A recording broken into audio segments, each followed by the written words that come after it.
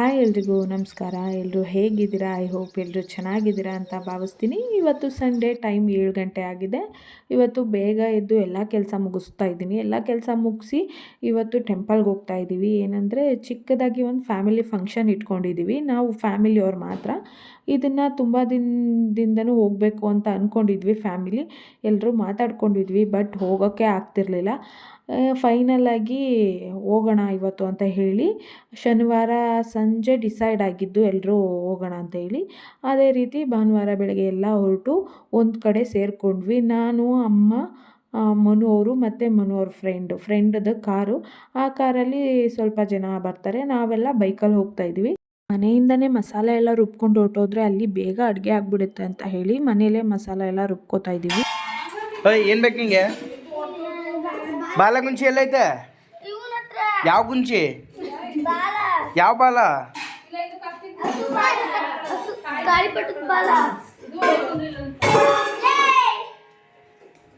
ಏಯ್ ಹೊಡೆದಾಡಬೇಡಿ,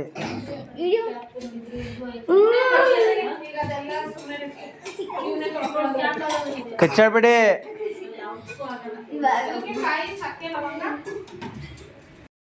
ಒಂದು wicket, 2 wicket, 3 wicket.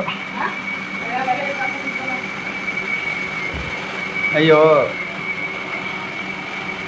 ನೀವು ಫೋಟೋದಲ್ಲಿ ಇಷ್ಟು ಬೀಳಕ್ಕೆ ಅನಿಸ್ತಿದ್ಯಾ? ಹಾಂ, ಇನ್ನೊಂದ್ಸಲಿಗೆ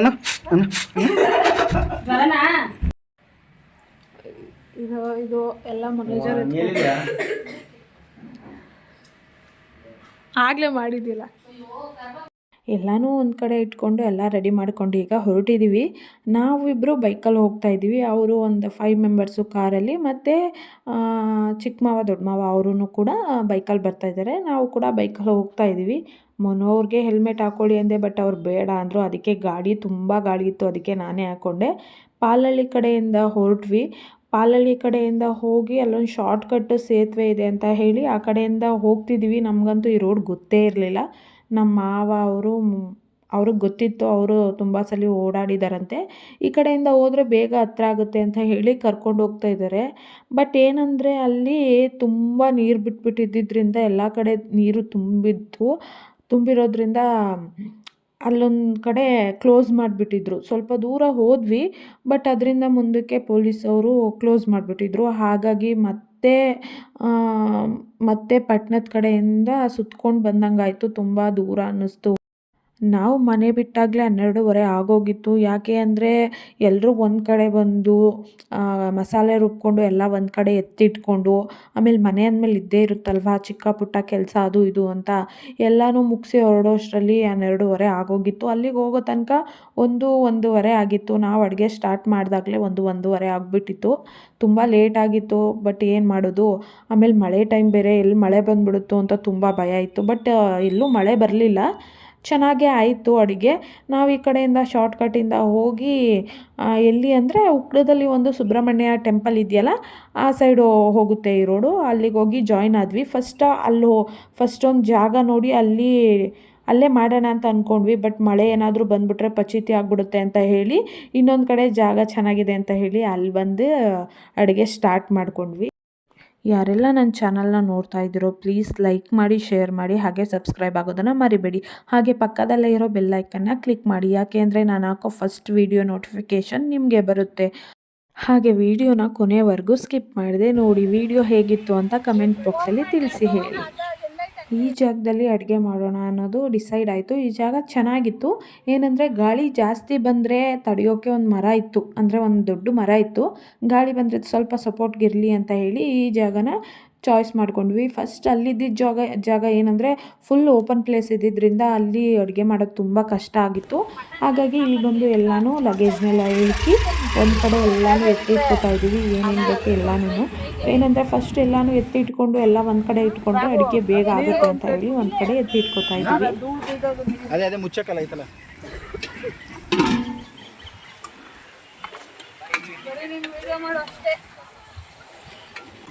ಹುಷಾರಿಲ್ಲ ಅಂತೇಳಿ ಇವರು ಅವರು ಆಕ್ಟಿಂಗ್ ಮಾಡ್ತಾರೆ ನೋಡು. ನೀರುಗಳ ಒಂದು ಇದು ಕೂತ್ಬಿಡ್ರಿ, ಮುಚ್ಚಿಬಿಟ್ಟು ನೀರು ಸಕ್ಕರೆ ಮೊದಲು ಮಟನ್ ಸಾಂಬಾರಿಗೆ ಅರಿಶಿನ ಈರುಳ್ಳಿ ಹಾಕೋತಾ ಇದ್ದೀವಿ ಕುಕ್ಕರ್ಗೆ. ಯಾಕೆಂದರೆ ಮಟನ್ ಬೇಗ ಬೇಯೋದಿಲ್ಲ ಅಲ್ವಾ, ಹಾಗಾಗಿ ಫಸ್ಟು ಕುಕ್ಕರಲ್ಲಿ ಅರಿಶಿನ ಈರುಳ್ಳಿ ಹಾಕಿ ಒಂದು 4-5 ವಿಷಲ್ ಹಾಕ್ಸ್ಕೊಂಡ್ರೆ ಬೇಗ ಅಡುಗೆ ಆಗುತ್ತೆ, ಅಂದರೆ ಬೇಗ ಸಾಂಬಾರು ಆಗುತ್ತೆ ಅಂತ ಹೇಳಿ ಮಟನ್ಗೆ ರೆಡಿ ಮಾಡ್ಕೋತಾ ಇದ್ದೀವಿ.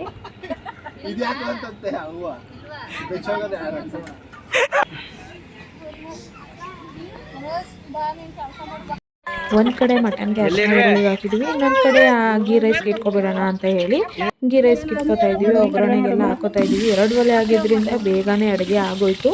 ನಾವು ಅಂದ್ಕೊಂಡ್ವಿ ಏನೊಂದು 4 ಗಂಟೆ 5 ಗಂಟೆ ಆಗ್ಬೋದೇನೋ ಅಂತ, ಬಟ್ 3-3:15 ಅಡುಗೆ ಆಗೋಗಿತ್ತು. ನಾವೇನೇನು ಮಾಡಿದ್ವಿ ಅಂದರೆ ghee rice, mutton, chicken gravy, white rice, ಮೊಟ್ಟೆ, ಮಾಮೂಲಿ ಏನೇನು ನಾನ್ ವೆಜ್ಗೆ ಏನೇನು ಮಾಡ್ತಾರೋ ಎಲ್ಲ ಮಾಡಿದ್ವಿ. ಹಾಗೆ ಸ್ವೀಟ್ ಅಂದರೆ ಆಲ್ಕೀರ್ ಮಾಡಿದ್ವಿ, ಸ್ವೀಟ್ ಸ್ವಲ್ಪ ಇರಲಿ ಅಂತ ಹೇಳಿ. ಈರುಳ್ಳಿ ಮಸಾಲೆ ಹಾಕಿ ಏನಿದು ಒಗ್ಗರಣೆ ಹಾಕ್ತಾವ್ರೆ. ಗೀ ರೈಸ್ ಕಲ್ಲ ಬಂತು ಒಂಚೂರು.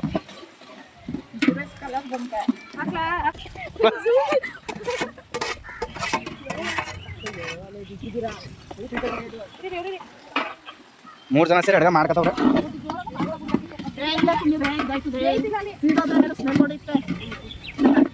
ಜಾಸ್ತಿ ಕೊಟ್ಟಿದ್ದೀರಾ? ಮಾತಾಡಿ. ಬೇಡಕ್ಕಪ್ಪ, ನಾವು ಮಾತಾಡಲ್ಲ ಅಂತ ಹೇಳ್ಬಿಡಿನಿ. ಹಾಂ,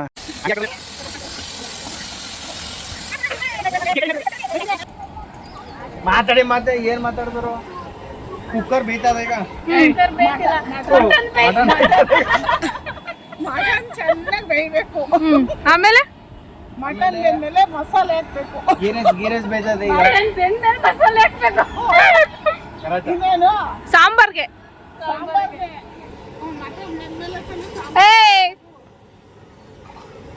ಇವ್ರನ್ನ ತೋರ್ಸು. ಫೋನ್ ತಗೊಂಡು ಹೊಸ ಫೋನು. ಇದೇ ಹೊಸ ಫೋನು, ಹಾಳಾಗಿದ್ದ ಫೋನು. ಅದನ್ನೇ ಹೊಸದು.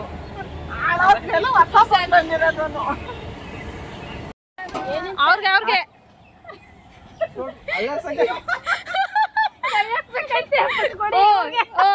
ಹೇಳಿ ಈಗ ಮನೋಜ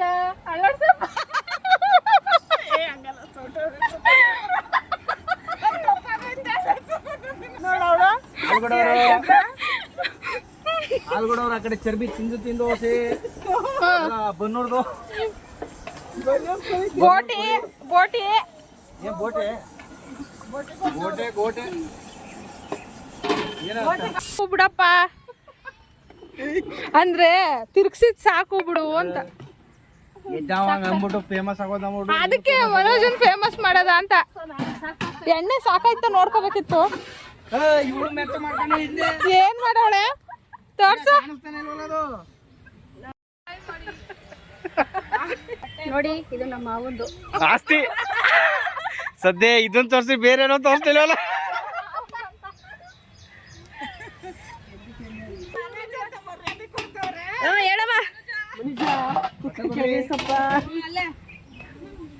ಹಾಗೆ ಫ್ಯಾಮಿಲಿ ಜೊತೆ ತಮಾಷೆ ತರಲೆ ಮಾಡಿಕೊಂಡು ಹಾಗೆ ಅಡುಗೆ ರೆಡಿ ಮಾಡ್ತಾ ಇದ್ದೀವಿ. ಒಂದು ಕಡೆ ಗೀ ರೈಸ್ ಆಯಿತು, ಇನ್ನೊಂದು ಕಡೆ ಸಾಂಬಾರು ಇಡ್ತಾ ಇದ್ದೀವಿ. ಸಾಂಬಾರಿಗೆ ಫಸ್ಟೇ ಅರಿಶಿನ ಈರುಳ್ಳಿ ಹಾಕಿ ಬೇಯಿಸಿದ್ದೀವಲ್ಲ, ಹಾಗಾಗಿ ಡೈರೆಕ್ಟು ಸ್ವಲ್ಪ ಎಣ್ಣೆ ಹಾಕಿ ರುಬ್ಬಿರೋ ಮಸಾಲೆ ಹಾಕಿ ಅದಕ್ಕೆ ಅರಿಶಿನ ಈರುಳ್ಳಿ ಬೆಂದಿರೋ ಮಟನ್ ಹಾಕಿದ್ರೆ ಮುಗೀತು ಸಾಂಬಾರು. ನೀರು ಮನೆಯಿಂದ 2 ಕ್ಯಾನ್ ತಗೊಂಡು ಹೋಗಿದ್ವಿ, ಬಟ್ ಕೈಗೆಲ್ಲ ಬೇಕು ಮತ್ತು ಅಲ್ಲಿ ತೊಳೆಯೋದಕ್ಕೆಲ್ಲ ಬೇಕು ಏನಾದರೂ ಅಂತ ಹೇಳಿ ಅಲ್ಲೇ ಪಕ್ಕದಲ್ಲೇ ಅಂದರೆ ಪಕ್ಕದೂರು ಒಂದು ಕಾವಲಿ ಇದೆ ಅಂತೆ, ಅಲ್ಲಿ ಒಂದು ಕ್ಯಾನಲ್ಲಿ ನೀರು ತರೋಕೆ ಅಂತ ಹೋಗ್ತಿದ್ದಾರೆ ನಮ್ಮ ಮಾವ ನಮ್ಮ ಅತ್ತೆ. ಅಷ್ಟರಲ್ಲಿ ಸಾಂಬಾರು ಕೂಡ ಒಂದು ಕಡೆ ಆಯಿತು. ದೇವ್ರ ಸನ್ನಿಧಾನದಲ್ಲಿ ಏನು ಮಾಡಿದರೂ ಕೂಡ ತುಂಬ ಚೆನ್ನಾಗಾಗುತ್ತೆ ಅಂತ ಹೇಳೋದಕ್ಕೆ ಅವತ್ತು ನಾವು ಮಾಡಿದ್ದು ಊಟನೇ ಸಾಕ್ಷಿ ಅಂತ ಹೇಳ್ಬೋದು. ನಿಜವಾಗ್ಲೂ ಏನನ್ನು ಕೂಡ ರುಚಿನೂ ನೋಡಿರಲಿಲ್ಲ, ಏನಿಲ್ಲ, ಸಪ್ಪೆನೋ ಉಪ್ಪೋ ಹೇಗಿದೆ ಅಂತಲೂ ಕೂಡ ನಾವು ನೋಡಲಿಲ್ಲ. ಒಂದು ಅಂದಾಜಲ್ಲಿ ಮಾಡ್ತಾಯಿದ್ದೀವಿ ಅಷ್ಟೇ. ಬಟ್ ಫೈನಲಾಗಿ ಲಾಸ್ಟಲ್ಲಿ ನಿಜವಾಗ್ಲೂ ಎಲ್ಲನೂ ಪರ್ಫೆಕ್ಟಾಗಿ ಆಗಿತ್ತು. ಒಂದು ಉಪ್ಪು ಇರಲಿಲ್ಲ, ಒಂದು ರುಚಿ ಕಡಿಮೆನೂ ಕೂಡ ಇರಲಿಲ್ಲ. ನಾವು ಹೆಂಗಾಗುತ್ತೋ ಏನೋ. ಆಮೇಲೆ ರುಬ್ಬೋದಕ್ಕೂ ಅಂದರೆ ಮಸಾಲೆ ರುಬ್ಬೋದಕ್ಕೂ ಕೂಡ ನಾವು ಸ್ವಲ್ಪ ಉಪ್ಪು ಹಾಕಿದ್ವಿ. ಯಾಕೆ ಅಂದರೆ ಸ್ವಲ್ಪ ಟೈಮ್ ಹಿಡಿಯುತ್ತೆ ನಾವು ಮಾಡೋದು. ಅಲ್ಲಿ ತನಕ ಏನಾದರೂ ಮಸಾಲ ಹುಳಿ ಬಂದುಬಿಡುತ್ತೆ ಅಂತ ಹೇಳಿ ಸ್ವಲ್ಪ ಉಪ್ಪು ಹಾಕಿದ್ವಿ. ಉಪ್ಪು ಹಾಕೋದ್ರಿಂದ ಬೇಗ ಮಸಾಲ ಹುಳಿ ಬರೋದಿಲ್ಲ ಅಂತ ಹಾಕಿದ್ವಿ. ಬಟ್ ಅದಕ್ಕೂ ಉಪ್ಪು ಹಾಕಿದ್ವಿ ಮತ್ತು ಅಲ್ಲಿ ಅಡುಗೆ ಮಾಡಬೇಕಾದ್ರೂ ಉಪ್ಪು ಹಾಕಿದ್ವಲ್ಲ, ಸ್ವಲ್ಪ ಹೆಚ್ಚು ಕಡಿಮೆ ಆಗ್ಬೋದು, ಕಡಿಮೆ ಆದರೆ ಆಮೇಲೆ ಸೇರಿಸ್ಕೋಬೋದು ಅಂತ ಅಂದ್ಕೊಂಡ್ವಿ. ಬಟ್ ನಿಜವಾಗ್ಲೂ ದೇವ್ರ ಸನ್ನಿಧಾನದಲ್ಲಿ ಏನು ಮಾಡಿದ್ರು ಕೂಡ ಅಮೃತ ಅನ್ನೋದು ನಿಜವಾಗ್ಲೂ ಸತ್ಯ ಅದು. ಹಾ ಚಿಕನ್ ಬಂತೆ, ಚಿಕನ್ ಬಿಡು, 2 ಪೀಸ್ ಜಾಸ್ತಿ. ಮನೋರ್ದು ಮಾತು ಜಾಸ್ತಿ ಆಯಿತು ಹೊರತು ಕೆಲಸ ತುಂಬಾ ಕಡಿಮೆ. ಬರೀ ನಾವು ಮಾಡಿದ್ದನ್ನು ಬಂದು ಸೌಟ್ ಹಿಡ್ಕೊಂಡು ನಾನೇ ಮಾಡ್ದಂಗೆ ಅಳ್ಳಾಡಿಸ್ಬಿಟ್ಟು ನಾನು ಮಾಡಿದೆ ಅಂತ ಇದ್ದರು. ಆದ್ರೂ ಅವ್ರ ಮಾತಿಂದ ಸ್ವಲ್ಪ ಟೈಮ್ ಪಾಸು ಮತ್ತು ನಗು ಎಲ್ಲನೂ ಇತ್ತು. ಹಾಗಾಗಿ ಸ್ವಲ್ಪ ಬೇಗ ಅಡುಗೆನೂ ಆಯಿತು. ಮಾತಾಡ್ಕೊಂಡು ಅಡುಗೆನೂ ಮುಗಿಸಿದ್ವಿ. ಫೈನಲಾಗಿ ಎಲ್ಲ ಆಯಿತು. ಫಸ್ಟು ದೇವ್ರ ಪ್ರಸಾದಕ್ಕೆ ಅಂತ ಹೇಳಿ ದೇವಸ್ಥಾನಕ್ಕೆ ಕೊಡಬೇಕಲ್ಲ, ಹಂಗಾಗಿ ಫಸ್ಟು ಎಲ್ಲನೂ ಹಾಕೋತಾ ಇದ್ದೀವಿ. ಹಾಕ್ಕೊಂಡು ಆಮೇಲೆ ದೇವಸ್ಥಾನಕ್ಕೆ ಪ್ರಸಾದ ಎಲ್ಲ ಕೊಟ್ಟು ಪೂಜೆ ಮಾಡಿಸ್ಕೊಂಡು ಹಾಗೆ ತಡೆ ಓಡಿಸ್ಕೊಂಡು ಬಂದ್ವಿ. ಅಷ್ಟರಲ್ಲಿ ನಾವು ದೇವಸ್ಥಾನಕ್ಕೆ ಹೋಗಿ, ಅಂದರೆ ತುಂಬಾ ರಶ್ ಇತ್ತು. ಒಳಗಡೆ ಹೋಗೋಕ್ಕೆ ತುಂಬ ಕ್ಯೂ ಇತ್ತು. ಅಂದರೆ ಪ್ರಸಾದ ತೊಗೊಂಡೋಗಿದ್ವಲ್ಲ, ಹಂಗಾಗಿ ಇಬ್ಬರನ್ನ ಬಿಡ್ತೀವಿ ಅಂತ ಹೇಳಿದ್ರಷ್ಟೇ. ಹಾಗಾಗಿ ಇಬ್ಬರನ್ನ ಮಾತ್ರ ಒಳಗಡೆ ಬಿಟ್ಟರು. ನಾವೆಲ್ಲ ಒಳಗಡೆ ಹೋಗೋಕೆ ಆಗಲಿಲ್ಲ. ಅಷ್ಟರಲ್ಲಿ ಅವರು ಒಳಗಡೆ ಹೋಗಿ ಬರೋ ಅಷ್ಟರಲ್ಲಿ ತುಂಬ ಜೋರು ಮಳೆ ಬಂದುಬಿಡ್ತು. ಅಡುಗೆ ಎಲ್ಲ ಆಯಿತು. ದೇವಸ್ಥಾನದಿಂದ ಬಂದು ಇನ್ನೇನು ಊಟ ಮಾಡಬೇಕು ಅನ್ನೋಷ್ಟರಲ್ಲಿ ತುಂಬ ಜೋರು ಮಳೆ. ಇಲ್ಲ ಅಂದರೂ ಒಂದು 1/4 ಗಂಟೆ ಅರ್ಧ ಗಂಟೆ ಅಂತೂ ಮಳೆ ಇತ್ತು. ಅಲ್ಲೇ ದೇವಸ್ಥಾನದ ಹತ್ರ ನಿಂತ್ಕೊಂಡ್ವಿ.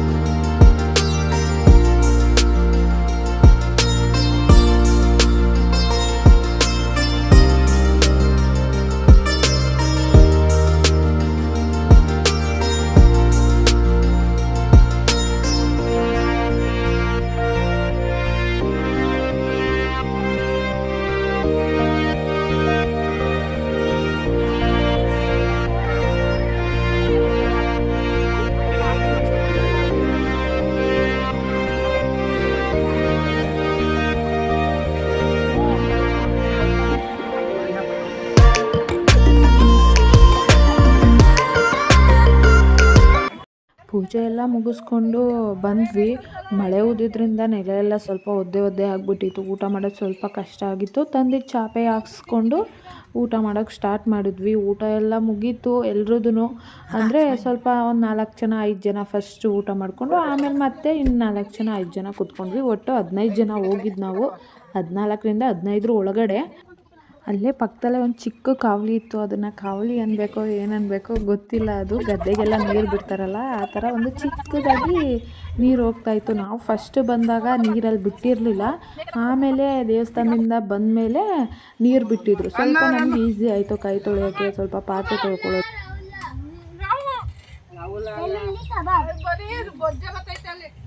ಕೊನೆಯಲ್ಲಿ ಬಡಿಸೋ ಕಾರ್ಯಕ್ರಮ ಮುನ್ನೂರ್ದು ಇದ್ದಿದ್ದು. ನಾವು ಫಸ್ಟ್ ಅವ್ರು ಊಟ ಮಾಡಿದ್ರಲ್ಲ, ಹಾಗಾಗಿ ಲಾಸ್ಟಲ್ಲಿ ಊಟ ಮಾಡೋರಿಗೆ ಅವರೇ ಬಡಿಸಿದ್ರು.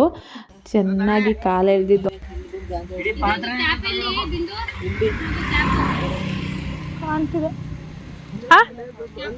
ಅಲ್ಲೇ ಐತೆ ಮನುಜ ಸ್ಮೈಲ್.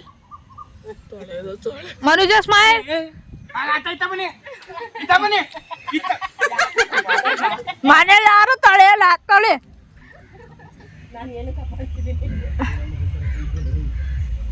ಅಲ್ಲೇ ಸ್ವಲ್ಪ ಪಾತ್ರೆಗಳನ್ನೆಲ್ಲ ತೊಳ್ಕೊಂಡು ಮಿಕ್ಕಿದ್ನೆಲ್ಲ ಇನ್ನೊಂದಕ್ಕೆ ಶಿಫ್ಟ್ ಮಾಡ್ಕೊಂಡ್ವಿ. ನಾವು ಅಲ್ಲಿಂದ ಹೊರಟಾಗ 6 ಗಂಟೆ 6:30 ಆಗಿತ್ತು ಅನ್ಸುತ್ತೆ. ಇನ್ನು ಬೆಳಕಿತ್ತು. ನಾವು ಮನೆಗೆ ಹೋಗೋಷ್ಟರಲ್ಲಿ ಸ್ವಲ್ಪ ಕತ್ಲೆ ಆಗಿತ್ತು ಅಷ್ಟೇ. ಎಲ್ಲ ಚೆನ್ನಾಗಾಯಿತು. ಒಟ್ಟಿನಲ್ಲಿ ಬಂದರೂ ಕೂಡ ಬೇಗ ಅಡುಗೆ ಮುಗಿಸಿ ಊಟ ಮುಗಿಸಿ ಹೋಗೋ ತನಕ 6:30 7 ಗಂಟೆ ಆಗಿತ್ತು ಮನೆಗೆ ಹೋಗೋ ತನಕ. ಹೋಗ್ತಾ ಹಾಗೆ 1-2 ಕಡೆ ಪಿಕಾಕ್ಗಳನ್ನ ನೋಡಿದ್ವಿ. ಮತ್ತು ಮುಂದೆ ಹೋಗ್ತಾ ರೈಲ್ವೆ ಗೇಟ್ ಕ್ಲೋಸ್ ಮಾಡಿಬಿಟ್ಟಿದ್ರು. ಬೆಳಗ್ಗೆನೂ ಕ್ಲೋಸ್ ಆಗಿತ್ತು, ಆ ಕಡೆಯಿಂದ ಬರಬೇಕಾದ್ರೂ ಇವಾಗಲೂ ಕ್ಲೋಸ್ ಆಗಿತ್ತು. ಹಾಗೆ ಟ್ರೈನ್ನ 2 ಕಡೆ ನೋಡ್ಕೊಂಡ್ವಿ. ವಿಡಿಯೋನ ಯಾರೆಲ್ಲ ಕೊನೆಯವರೆಗೂ ಸ್ಕಿಪ್ ಮಾಡದೆ ನೋಡಿದ್ರು ಎಲ್ರಿಗೂ ಧನ್ಯವಾದಗಳು. ಹೀಗೆ ವೀಡಿಯೋಸ್ನ ನೋಡ್ತಾ ಇರಿ, ಸಪೋರ್ಟ್ ಕೂಡ ಮಾಡಿ. ಹಾಗೆ ಸಬ್ಸ್ಕ್ರೈಬ್ ಆಗೋದನ್ನು ಮರಿಬೇಡಿ.